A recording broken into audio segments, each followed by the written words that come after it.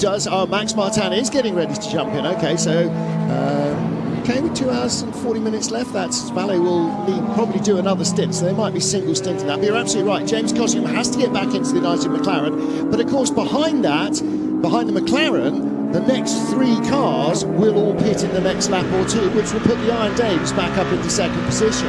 So that sort of order where the Iron Dames are artificially further back down than they would have been, because some cars stopped under various safety cars and some cars didn't. So again, like in Hypercar, about half our LMGT3 field is on a different strategy to the other half.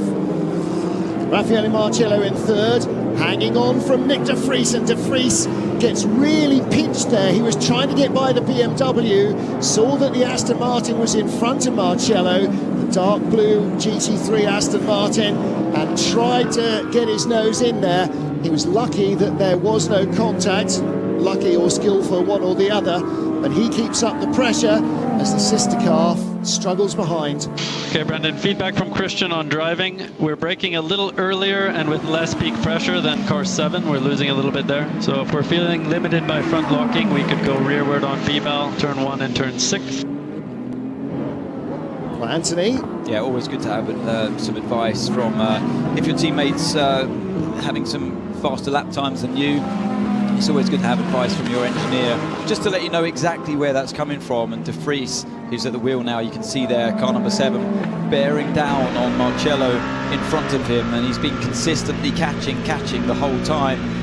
De Vries actually is matching Lotterer's lap times, so they're not completely out of this yet. He's 14 seconds away, 15 seconds away as de Vries over the race leader, so yeah, close enough to still be a bit of a threat if anything were to go wrong for another safety car, say, for that example. But de Vries is flying, as he often does around this track. He's super quick here, and yeah, that's Brendan Hartley just being told where you can possibly find some time and what to do with the brakes as well, because it seems to be happening in the braking area. Well, a lap ago, Nick de Vries got his nose inside the tail of Raffaele Marcello's BMW, and then a GT car got in the way. But again, in this sector of the track, he is all over the BMW like a rash, and he goes through on the inside. There's the grip advantage that he showed last time round here, and Marcello can't even get off the corner properly.